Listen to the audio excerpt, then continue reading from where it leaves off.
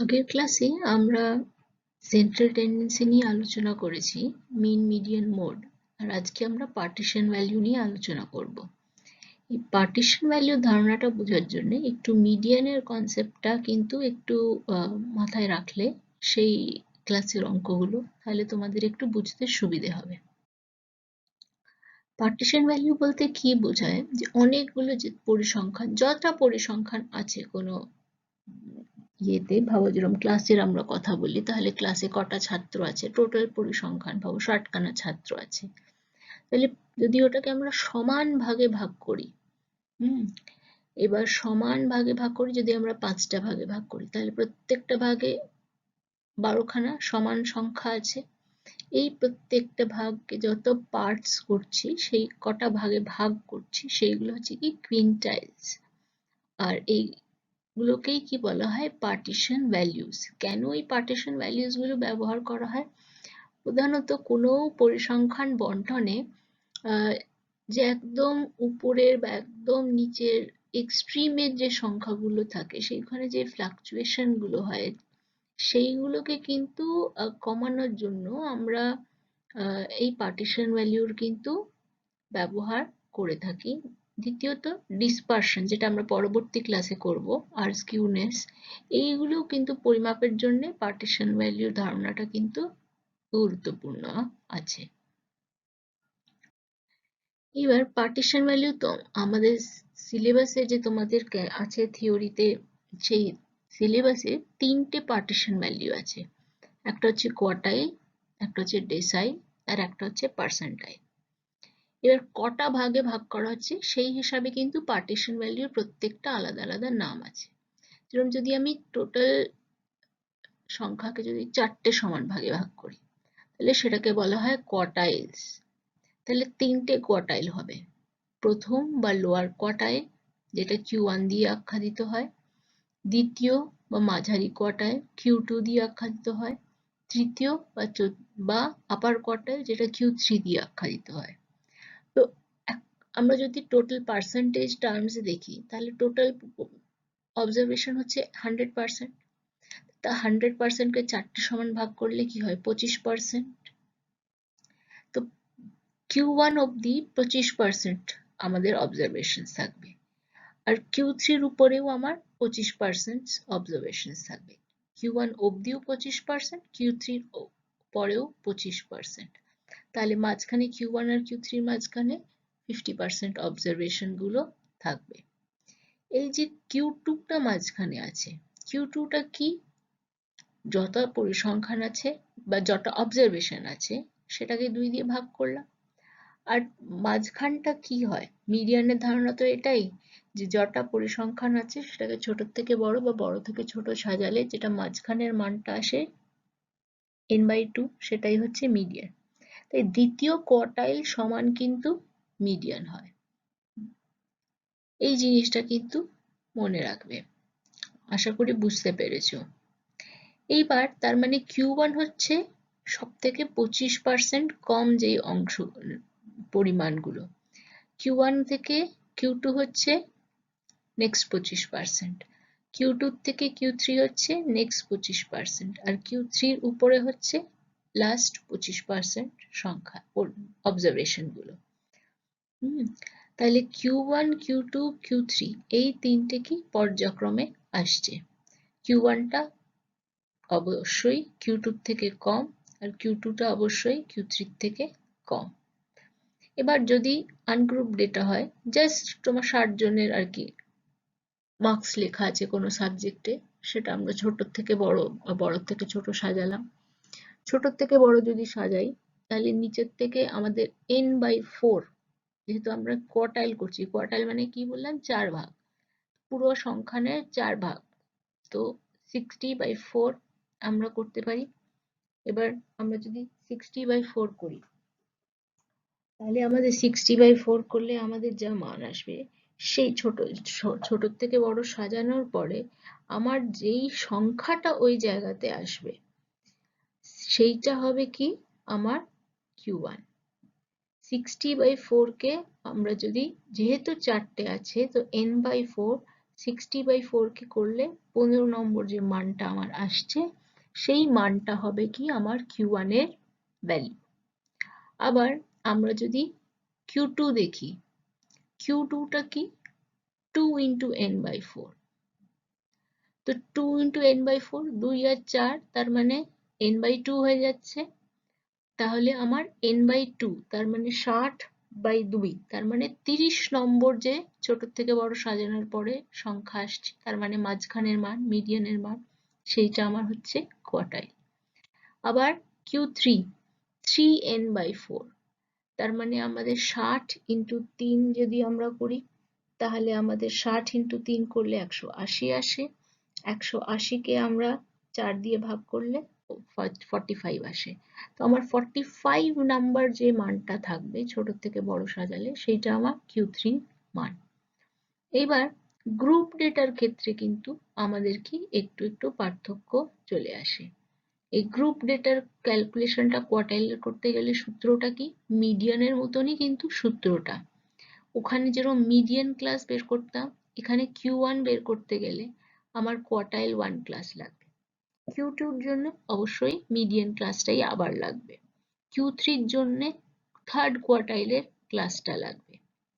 n/4 টা Q1 করলে এখানে আসবে, Q2 করলে 2n/4 বা n/2 বা মিডিয়ান যা হয় সেটাই আসবে।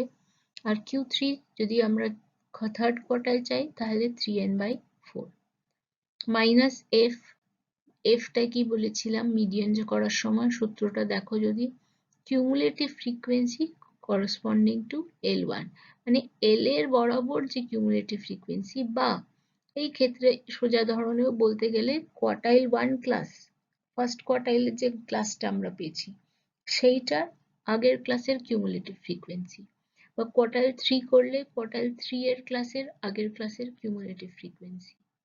আর f টা হচ্ছে যেই কোয়ার্টাইলটা আমরা বের করছি সেই কোয়ার্টাইল ক্লাসের ফ্রিকোয়েন্সিটা, আর বড় f টা হচ্ছে তার আগের ক্লাসের কিউমুলেটিভ ফ্রিকোয়েন্সি, i টা হচ্ছে ক্লাস ইন্টারভাল। অঙ্ক করলে আরো স্পষ্ট করে বোঝা যাবে। এই জিনিসটা সলভ করে নেব। এই যে ব্র্যাকেটে দিচ্ছিলাম, এই ব্র্যাকেটের অংশটা আমরা আগে সলভ করে নেব। এই ব্র্যাকেটের অংশটা সলভ করে আমরা 16.75 minus 16/26, তার মানে 0.75/26, তার মানে 0.02885 ক্যালকুলেটরে বের করলাম। আগে 600 কে গুণ করব, আগে আমরা 600 কে গুণ করলাম। আগে গুণ, সেটা তো আগের মিডিয়ান করার সময় শিখিয়েছি নিয়মটা। আগে গুণ করলাম 600 দিয়ে, তারপরে এই 600 কে যোগ করলাম, যা এলো মানটা সেটাকে রাউন্ড অফ করে লিখলাম।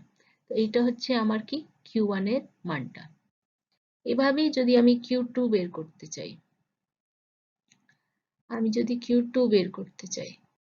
Q2 বের করতে গেলে আমাকে আগে কি করতে হবে, মিডিয়ানের মতন পুরো অঙ্কটা করতে হবে। সেটা আমি এখানে দেখাইনি, কেন কি মিডিয়ানে আগেই সেটা দেখিয়ে দিয়েছি, ওটা দেখলেই একই পদ্ধতি, শুধু n/2 এর জায়গায় তোমরা 2n/4 লিখে তারপরে তো 2 আর 4 কেটে গিয়ে n/2 হয়ে যাবে, আপনাপে পুরো জিনিসটা সেম হয়ে যাবে।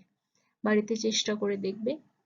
মিডিয়ানের অঙ্কটা অলরেডি আগের ক্লাসে করা আছে, একদম এক জিনিস, কেন কি দুটোর মানই এক, মিডিয়ান আর Q2 এর মধ্যে কোনো তফাৎ নেই। এবার আসি Q3 তে 3n/4। এবার 3n/4 করতে গেলে আগে 3 into n, কি বলেছিলাম 3 into n করলে এখানে আমার কটা আছে 67 আছে, 67 into 3 করে তারপরে ওটাকে ডিভাইডেড বাই 4 করলে তোমরা দেখবে এই মানটা আসছে 50.25। এই 50.25 তার মানে আগে লেস দেন কিউমুলেটিভ ফ্রিকোয়েন্সি করলাম, তারপরে 3n/4 করলাম, তারপরে পেলাম আমরা কি 50.25। এই 50.25 টা আবার লেস দেন কিউমুলেটিভ ফ্রিকোয়েন্সিতে দেখলাম কোথায় গিয়ে আমার ক্রস হচ্ছে, এখানে গিয়ে ক্রস হচ্ছে 50.25। তাহলে এইটা হচ্ছে আমার কি, এইটা হচ্ছে আমার Q3 ক্লাস, যেরকম মিডিয়ান ক্লাস ছিল Q1 এর ক্লাস ছিল, এটা হচ্ছে আমার Q3 এর ক্লাস।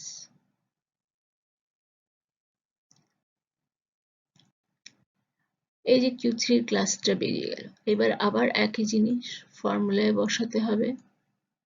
ফর্মুলাতে আমরা বসাই যদি, তাহলে আমরা কি দেখছি, আবার ব্র্যাকেটের অংশটা আগে সলভ করবে।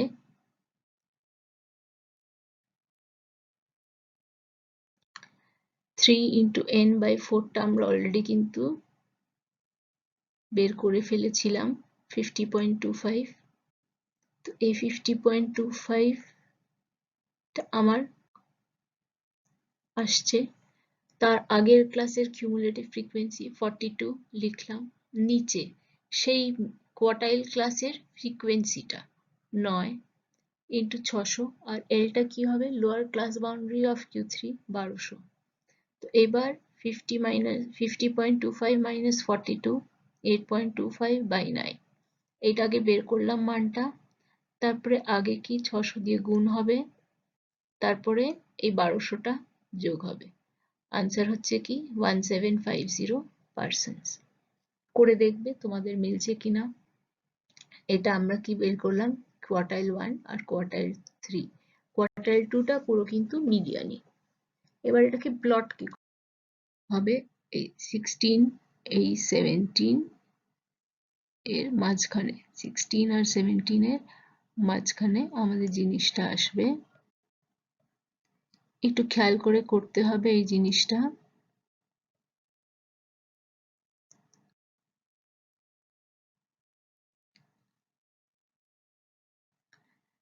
সিক্সটিন আর 17 এর মাঝখানে, 16 আর 17 এর মাঝখানে যদি আমি যাই, তারপরে আমি এটাকে যদি একদম সোজাসুজি নামাই, দেখবে যে একদম 600-র গায়ে প্রায় আসছে। 600 না, একদম 600-র গায়ে। ক্যালকুলেশন টেবিল থেকে এবার মিলিয়ে দেখে নেবে, আমাদের Q1 এর মান কিন্তু 617 এসছিল।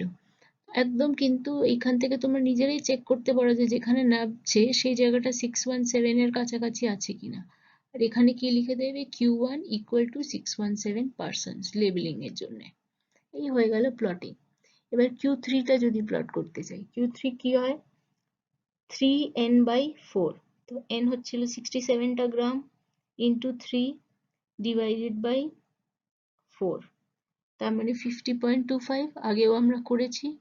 এবার এইখানে আমরা 50.25টা করব, এইটা 50, 51, 52, 52 ঠিক একটু উপরে, খুব বেশি উপরে যাব না কেন কি 50.5 হয়নি। 50.25 এই স্কেল দিয়ে করবে এটা। এখানে আইলে যেইখানে লেস দেন কিউমুলেটিভ ফ্রিকোয়েন্সিকে টাচ করবে ওইখান থেকে একদম সরাসরি নিচে কিন্তু তোমার লাইনটা আসবে। আমার ব্যাকা হয়ে গেছে, তোমরা একটু এটা কিন্তু করবে যাতে ব্যাকাটা না হয়। তোমরা স্কেল রেখে ভালো করে এই জিনিসটা করবে, একদম স্ট্রেট নামবে। আর তারপরে ভেরিফিকেশনের জন্য যা অঙ্কটা করেছিলে সেই অঙ্কটা তোমরা কিন্তু মিলিয়ে নেবে অঙ্কর সাথে যে ভ্যালুটা মিলছে কিনা। সরি,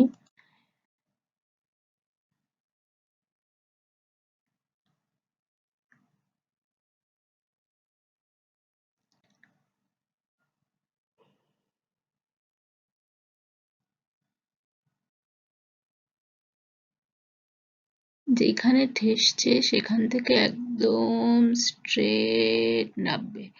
আমি আরেকবার মুছছি না, কিন্তু তোমরা স্কেল ধরে করলে দেখবে একদম স্ট্রেট লাইনটা যেখানে নামবে। Q3 লিখে মানটা লিখে দেবে, ভেরিফাই করে নিতে পারবে যে তোমাদের ভ্যালুটা ঠিক এসছে কি আসেনি। Q3 is equals to এত, আমার এই মুহূর্তে মানটা মনে পড়ছে না কি এসছিল, ওই Q3 এর মানটা দেখে নেবে, তোমাদের যা ভ্যালু এসছিল সেটার আশেপাশে এই লাইনটা নেমেছে কি নামেনি। তাহলে বুঝতে পারবে যে এটা ঠিক আছে না ভুল আছে। এতই সোজা প্লটিংটা।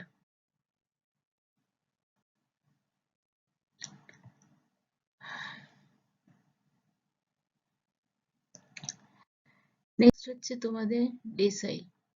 ডেসাইল হচ্ছে যখন যত অবজারভেশন আছে সেটাকে 10টা সমান ভাগে আমরা কিন্তু ভাগ করছি। 10টা সমান ভাগে ভাগ করলে আমাদের যা মানটা আসে সেটাকে বলা, সেই ভাগগুলোকে পার্টিশন ভ্যালুকে বলা হয় ডেসাইলস। তাহলে 10টা ভাগে ভাগ করলে আমরা 9টা ডেসাইল পাবো। D1, D2, D3, D4, D5, D6, D7, D8, D9। এবার D1 প্রথম 1/10, D2 তে 2n/10, D3 তে 3n/10, এভাবে D9 এ 9n/10, মানে 10%, 10%, 10% করে। আবার মাঝখানটা কি? D5, 10 এর হাফ কি হয়? 5, তো D5, তার মানে 5n/10। 5n/10 তোমরাও ক্যালকুলেশন করে বুঝতে পারছো, কিছুই বেরোবে না, আলটিমেটলি তোমার n/2 বা মিডিয়ান। তার মানে আমার D5 হোক বা Q2 হোক বা মিডিয়ান হোক, সব কিন্তু একই মান। এবার এই ডেসাইলের সূত্রটাও সেম কনসেপ্ট ভাবো, আমরা D4 যদি বের করতে যাই, আমাদের ওখানে ছিল যেহেতু 4টে ভাগ, নিচে 4 ছিল, 10টা ভাগ, তাহলে n/4। D1 করলে n/10, সরি n/4 না, n/10। D1 করলে n/10, D2 করলে 2n/10, D3 করলে 3n/10। বাকি F, F, I এর মানগুলো সেম থাকছে, শুধু কোয়ার্টাইল ক্লাসের জায়গায় এটা ডেসাইল ক্লাসের ক্ষেত্রে ব্যবহার হবে। একটা দুটো ডেসাইল আমরা বের করে দেখি, তাহলে আরো ভালোভাবে আমরা জিনিসটা বুঝতে পারবো। তো একটা ডেসাইল ক্লাসের জন্য আমরা ব্যবহার করে দেখি তাহলে কি আমাদের আসে। ভাবো আমরা D4 ডেসাইল, ফোর্থ ডেসাইলটা বের করতে চাই, তাহলে আগে এটা ক্যালকুলেট করতে হবে 4n/10, 4 into n/10।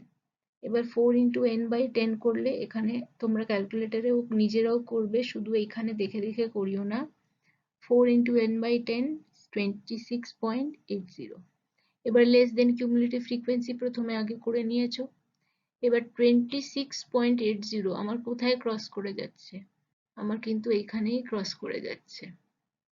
তাহলে এটাই হচ্ছে আমার কি? ফোর্থ ডেসাইল এর ক্লাসটা। এটা কি? আমার D4 এর ক্লাসটা।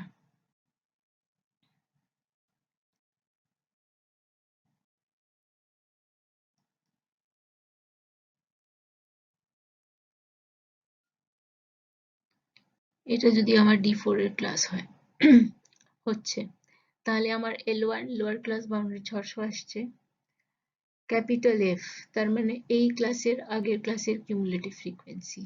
স্মল f মানে এই ক্লাসেরই ফ্রিকোয়েন্সি 26 আর ইন্টু 600।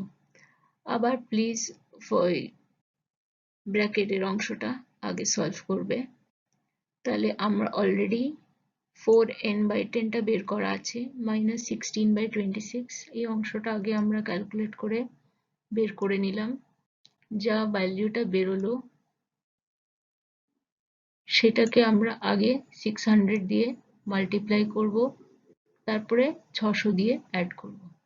তারপরে ভ্যালুটা আমরা কেন রাউন্ড অফ করছি? কেন কি আমরা জনসংখ্যা নিয়ে কাজ করছি, যেটা কিন্তু ডেসিমালে হতে পারে না। সেরকমই যদি 8th ডেসাইল হয়, তাহলে 8n/10 হবে।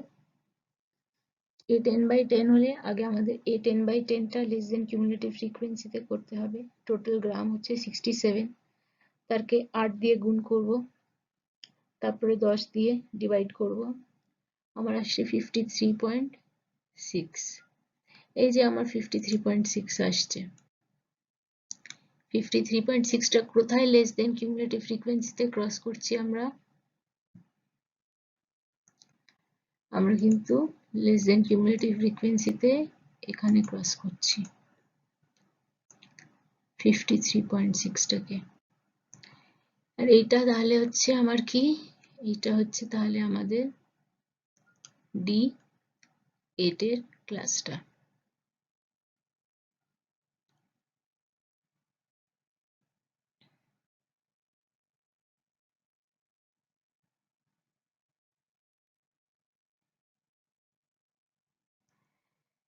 এবার আবার একই জিনিস, আমাদের L1 টা কি থাকছে তাহলে? 1800, কেন কি এই ডেসাইল ক্লাসের লোয়ার ক্লাস বাউন্ডারি 1800 লিখলাম। এটা ক্যাপিটাল F কি? আগের ক্লাসে কিউমুলেটিভ ফ্রিকোয়েন্সি 51। ওই ছোট f কি? এই ক্লাসের ফ্রিকোয়েন্সি 6 লিখলাম। আর ক্লাস ইন্টারভাল।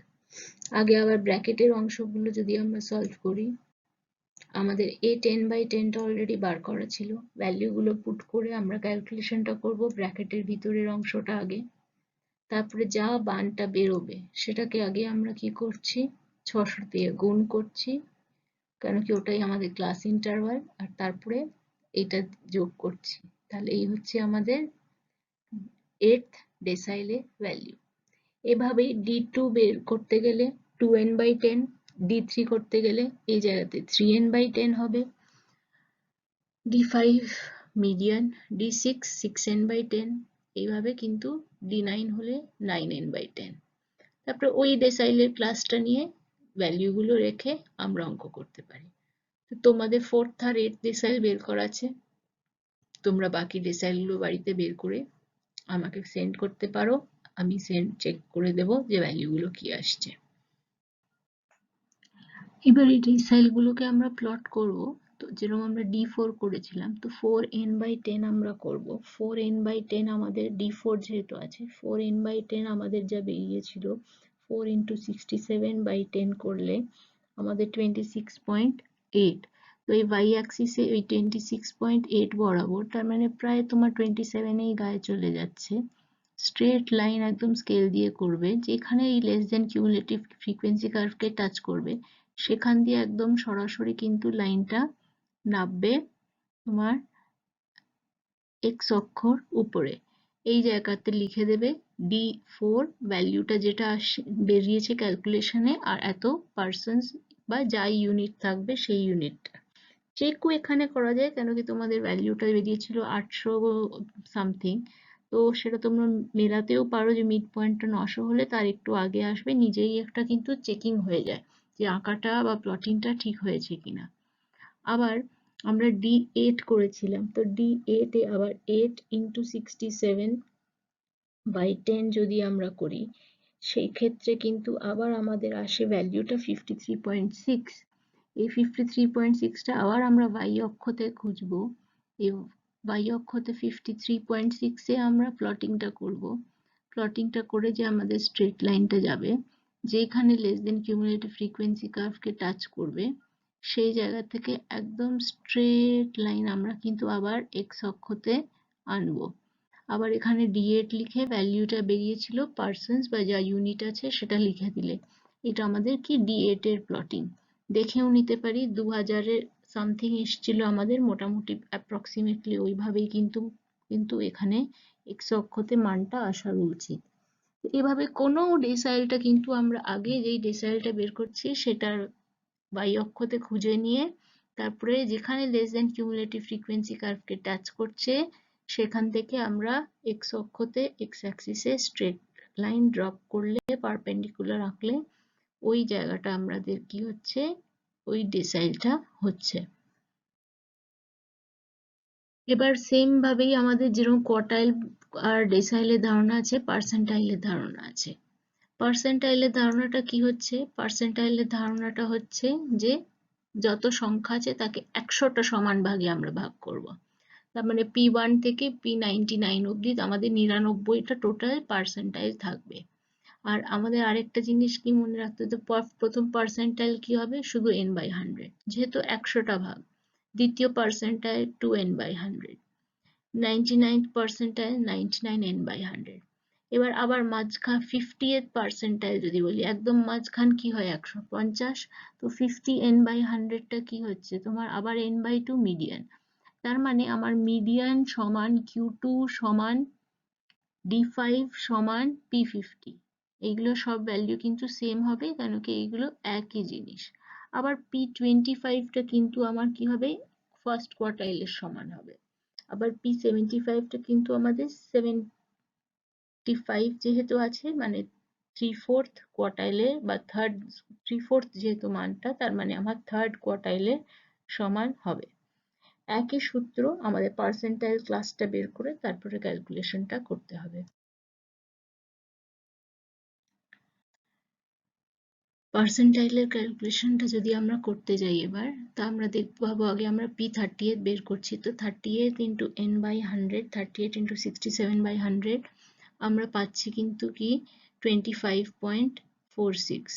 এবার এই 25.46টা আমাদের কিন্তু কোথায় গিয়ে কিউমুলেটিভ ফ্রিকোয়েন্সিতে কভার হয়ে যাচ্ছে, এখানেই কিন্তু হয়ে যাচ্ছে। তাহলে এইটাই হচ্ছে আমার P38 এর ক্লাসটা। এইটা আমার P38 এর ক্লাসটা আমরা যদি পেয়ে যাচ্ছি, পার্সেন্টাইল ক্লাসটা, তারপরে আমাদের এই যে পার্সেন্টাইল ক্লাসটা চলে এলো, আমরা এরপরে ফর্মুলাতে ভ্যালুস গুলো কিন্তু বসিয়ে নিতে পারি।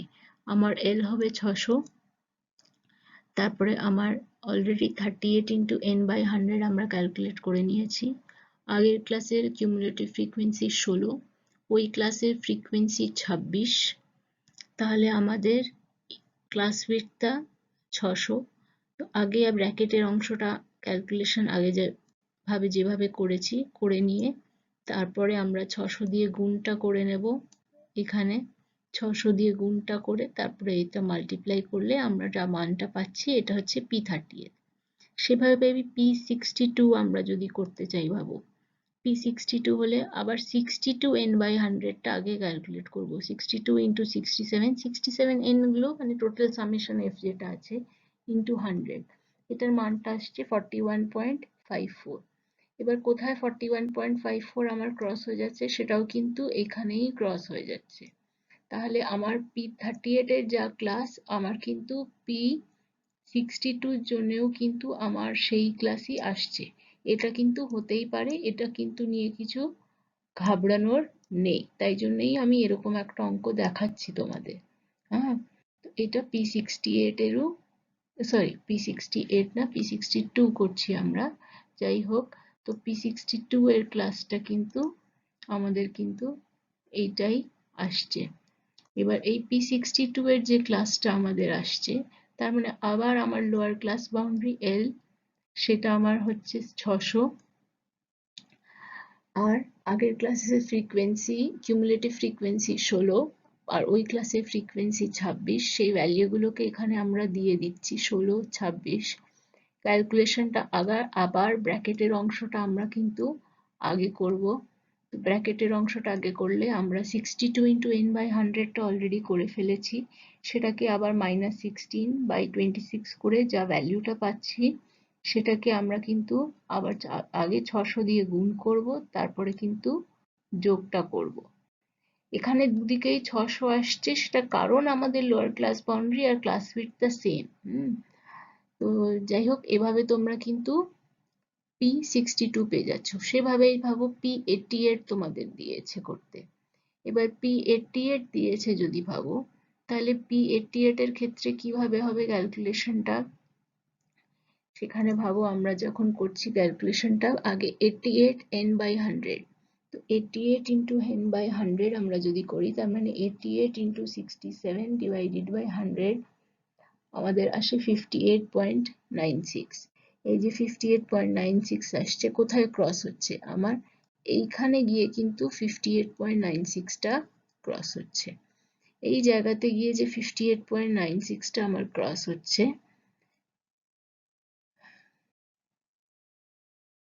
এই যে 58.96 টা এখানে আমার ক্রস হয়ে যাচ্ছে। তো এইটা হচ্ছে আমার কি, এইটা হচ্ছে আমার P88 এর পার্সেন্টাইল ক্লাসটা।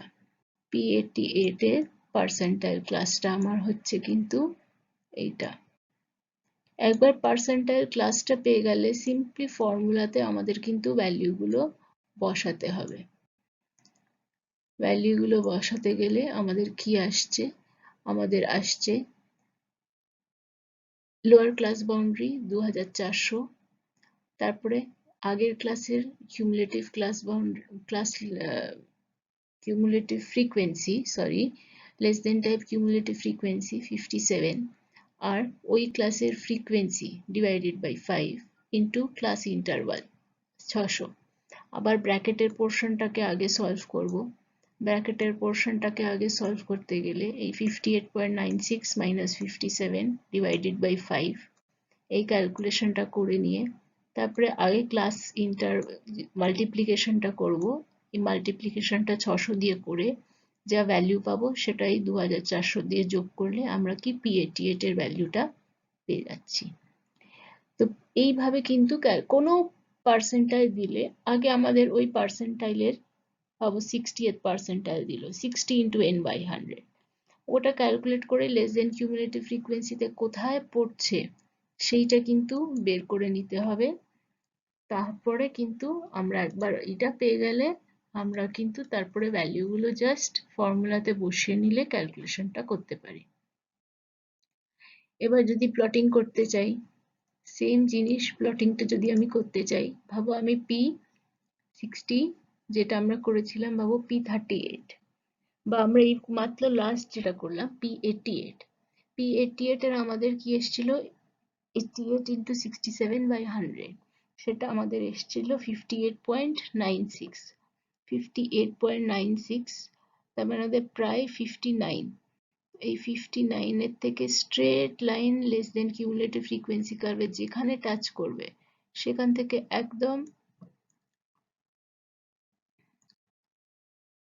স্ট্রেট আমরা যাব 58.96 থেকে স্ট্রেট লাইন স্কেল দিয়ে করবে প্লিজ তোমরা, যেখানে লেস দেন কিউমুলেটিভ ফ্রিকোয়েন্সিকে টাচ করছে এখান থেকে স্ট্রেট লাইন আমরা কিন্তু স্কেল রেখে আবার প্লিজ নিচে নামবো এক্স অক্ষর উপরে। তাহলে আমি এখানে লিখবো P88, ভ্যালুটা যা বেরিয়েছিল এত পার্সেন্ট, দেখে নেবে ভেরিফাই করে যে ম্যাচ করছে কিনা। আবার ভাবো আমরা P38 করেছিলাম, তো 38 into 67/100 আমরা যখন করি আমাদের আসে 25.46, তো এই 25.46 আবার যেখানে আমার টাচ করবে লেস দেন কিউমুলেটিভ ফ্রিকোয়েন্সি কার্ভকে এখানে 25.46 গিয়ে এইভাবে গিয়ে তারপরে যখন ভার্টিক্যালি নামাবো তখন আমার আসছে ভ্যালুটা, যেটা এই ভ্যালুটা আমার হচ্ছে কি P, আমাদের যেটা আমরা প্রথম বের করেছিলাম 38, ভ্যালুটা লিখে পার্সেন্টস লিখলে আমরা কিন্তু রেজাল্টটা পেয়ে যাব। তার মানে কোনো পার্সেন্টাইল, ডেসাইল বা আমাদের কোয়ার্টাইল দিলে মূল ধারণাটা হচ্ছে যে আমরা কিন্তু যত সংখ্যা আছে সেটাকে কত ভাগে ভাগ করতে পারছি, আর ওগুলো প্লট করার জন্য আমাদের কিন্তু কি করতে হবে, আমাদের কিন্তু লেস দেন কিউমুলেটিভ ফ্রিকোয়েন্সি কার্ভের ইউজ করতে হবে। সেখানে আমরা ওয়াই অক্ষ বরাবর ওই মানটা বের করে সেটার থেকে লেস দেন কিউমুলেটিভ ফ্রিকোয়েন্সি থেকে এক্স অক্ষ থেকে কোথায় পড়ছে বের করলেই আমরা কিন্তু প্লটিংটা করতে পারি। তাহলে পার্টিশন ভ্যালুর ল কেন করা হয়, পার্টিশন ভ্যালু আমরা করছি কেন কি আমাদের পার্টিশন ভ্যালু দিয়ে আমরা কত ভাগ করছি সেখানে কত মান পড়ছে এইগুলো আমরা ভাগ করতে পারি সমান 100টা ভাগ, 5টা ভাগ, 10টা ভাগ, এইভাবে আমরা কিন্তু ভাগগুলো করলে আমরা বিভিন্ন ডিস্ট্রিবিউশনটা, ফ্রিকোয়েন্সি ডিস্ট্রিবিউশনটা কিরকম আছে সেটার ব্যাপারেও কিন্তু একটা ধারণা পেতে পারি। তো এই জন্যে আর পার্টিশন ভ্যালুটা এইভাবে কিন্তু তোমরা একটু বাকিগুলো প্র্যাকটিস করো আর প্লটিংটাও, আর মনে রাখবে পার্টিশন ভ্যালু আর সেন্ট্রাল টেন্ডেন্সি কি, মিডিয়ান হচ্ছে সেন্ট্রাল টেন্ডেন্সি, আর এই মিডিয়ানের সমানই কিন্তু কোয়ার্টাইল যদি আমি ধরি তার মাঝখান Q2, আর এই মিডিয়ানের সমানে ডেসাইলের মাঝখান D5, আর পার্সেন্টাইলের মাঝখান P50। এইগুলো কিন্তু একদম সেম ভ্যালু হবে, কেন আশা করি বুঝতে পেরেছো। এই জিনিসটা করো আর অঙ্কগুলো করো, নেক্সট ক্লাসে আমরা কিন্তু বাকি জিনিসগুলো কভার করব, যেটা হচ্ছে তোমাদের ডিসপারশন।